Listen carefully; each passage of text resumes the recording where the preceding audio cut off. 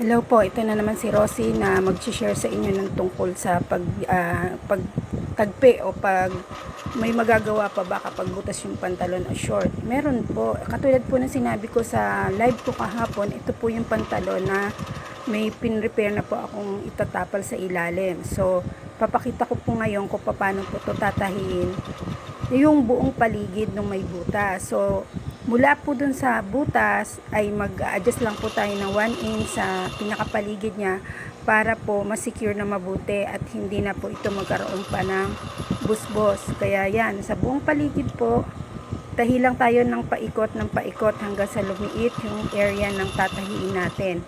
So make sure po na pagdating dun sa butas, idodouble pasada po natin yon para secure at naka-intact na mabuti yung tela. So tiyaga lang po talaga ng panahin ng paikot para maging maayos po yung tahi natin. Huwag po tayong kumbaga patience ay kailangan sa panahon na ito.